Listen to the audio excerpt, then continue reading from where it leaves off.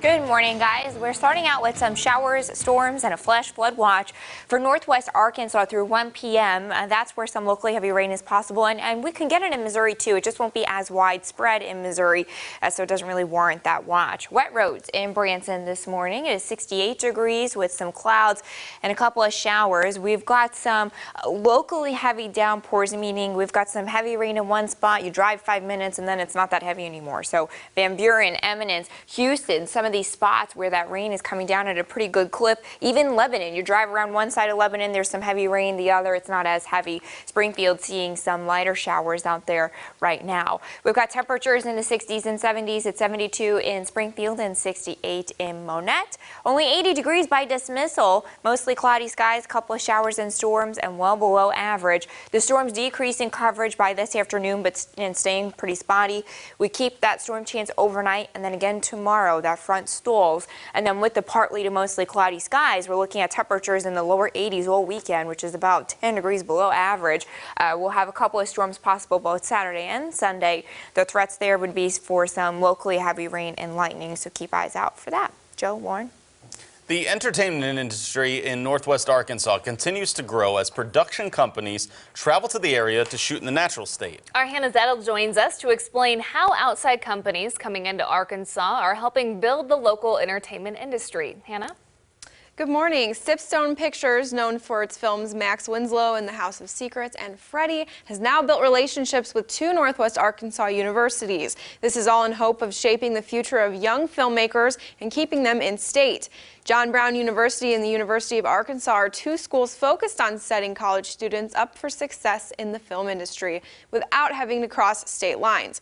Filmmakers who have worked in the natural state credit tax incentives, such as one program that provides rebates for producers that hire Arkansas residents to work on their projects. A study from the Federal Reserve Bank of New York shows only 27% of U.S. college grads have a job related to their major. Mark Landon Smith, part of that percentage of people working in their field, says in his experience as a casting director, it's all about hard work. A lot of it is making your career and creating your own opportunities. And as a casting director and as an agent, sometimes I ask actors, why are you not creating? You have the ability to do that. Of course, it can be difficult navigating through the film industry in northwest Arkansas, but tax incentives paired with the outpour of community support while filming might make it worth it. All right, Hannah Zettel reporting this morning. Thank you. Missouri Senate Bill 391 was set to take effect this coming Wednesday, but is now on hold until September 16th because of a lawsuit. That bill would block counties from making ordinances against CAFOs, which are concentrated animal feeding operations. Residents in some counties are trying to frantically pass health ordinances before September to restrict CAFOs. Last night, Hickory County had a public meeting to discuss a proposed ordinance, and it was overwhelmingly opposed by hundreds who showed up. We heard from Robert Sawyer, a member of the Cattlemen's Association in Hickory County, who says there are no CAFOs there now, but the ordinance would force some farms into CAFO status, and says it's a show of unity from citizens who oppose it. This is not just cattlemen, this is Hickory County citizens. This is people bonding together in Hickory County and putting a stance out that's saying we don't need more government to infringe on our personal rights and our property rights. And we don't need the government to tell us how to run our farms. But we also know that there's no one that cares more about this community, this land, this water than Hickory County cattlemen. The county commissioners decide the fate of these ordinances, and based on the large turnout of those who opposed it last night, they will not be implementing it. In some political coverage now, after an attempt to put a new Missouri abortion law to a public vote failed, abortion rights advocates are suing Secretary of State Jay Ashcroft. The suit was filed by No Bans on Choice and Missouri's American Civil Liberties Union. They claim Secretary Ashcroft's actions denied their right to referendum after they ran out of time to collect signatures to block the rule from taking effect. The group say Ashcroft dragged his feet, causing the time crunch. They also say Missouri's law makes it harder to seek referendum, which is guaranteed through the state constitution.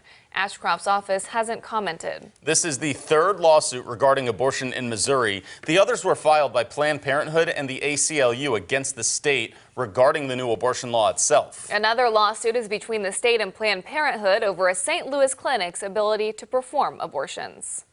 In some more local news for you, the 24th annual Midtown Back to School Party will be held tonight from 6 to 8 p.m. It's to celebrate a new school year and support the students at Boyd Elementary. In the event of rain, it'll be moved inside the Central Christian Church located on 1475 North Washington Avenue. And this Missouri Job Center is hosting a graduation ceremony and hiring event for people involved in the Green for Green training program. It starts today at 2 p.m. at the Fairbanks, located on 1126 North Broadway. The training program gives out 13 certifications to graduates to help them land environmental jobs. After the graduation ceremony, participants have the opportunity to speak with local environmental companies at the job fair. That event goes until 3:30. In some medical coverage for you now, we're learning more about an ongoing legal battle between a Branson physician and Cox Health. In 2017, Dr. Charles Rasmussen sued the hospital and two other healthcare companies for what he calls Medicare fraud. Both Cox and the companies deny this claim and called the lawsuit frivolous. Now, according to the Springfield News Leader, court documents were unsealed earlier this year. The lawsuit accuses the companies of making Medicare patients seem sicker on paper to get more money from the government. The suit also says that Cox gave doctors incentives to give patients unnecessary examinations, which increases their risk score. That, in turn, closes care gaps, and the hospital would get millions in Medicare payouts. This is a common practice known as upcoding. However, a spokesman for the companies Essence and Lumeris say the allegations are, quote, wholly without merit, and the government declined to intervene after a thorough investigation. Rasmussen says he was forced out of the hospital after bringing up the issue and wants Cox to pay back the money. But the healthcare companies believe they're fully compliant with the law. The lawsuit is still pending in federal court. Last month, a judge denied an effort to dismiss the case. If a settlement is not reached, it could go to trial. The IRS is warning taxpayers and tax professionals about a new IRS impersonation email scam. Email subject lines vary, but a few reported so far use the phrase automatic income tax reminder or electronic tax return reminder. The scam might have a link to a website pretending to be about the taxpayer's account or return. Emails could also give a temporary password to access a refund file, but this will lead to a malicious file and could affect your computer with malware. The IRS says it does not send unsolicited emails and never emails taxpayers about the status of their refunds. Around the region now for you. In Jefferson City, a 26-year-old man was charged with making a terroristic threat. Brian Groner did so by posting it on Facebook, and he was charged yesterday. The Jeff City News Tribune reports that the probable cause statement referred to one post that said, quote, "Your next mass shooter, Columbine won't have expletive on me." The posts were public, and more than 10 people reported them to police. Police also said that Groner was hostile when he was arrested, but he allegedly said he understood the gravity of his statements. Here's a look at what's coming up after daybreak. I'm Anthony Mason. Coming up, the top-ranked woman in world tennis, Naomi Osaka, how she's getting ready to defend her U.S. Open title. Coming up on CBS This Morning. And we also have a few Google trends this morning. The first one developing overnight. A man in New York has died after being crushed to death by an elevator at his apartment complex.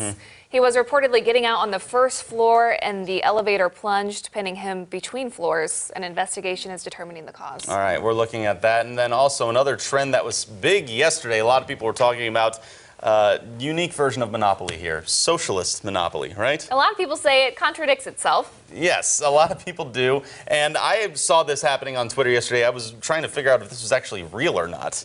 So far, it seems real. There are a few different rules. You get $50 less for passing go. You can steal resources from a player who's doing too well. So credit to Monopoly at least for staying current. You know, I can't see kids now playing Monopoly trying to get Baltic Avenue.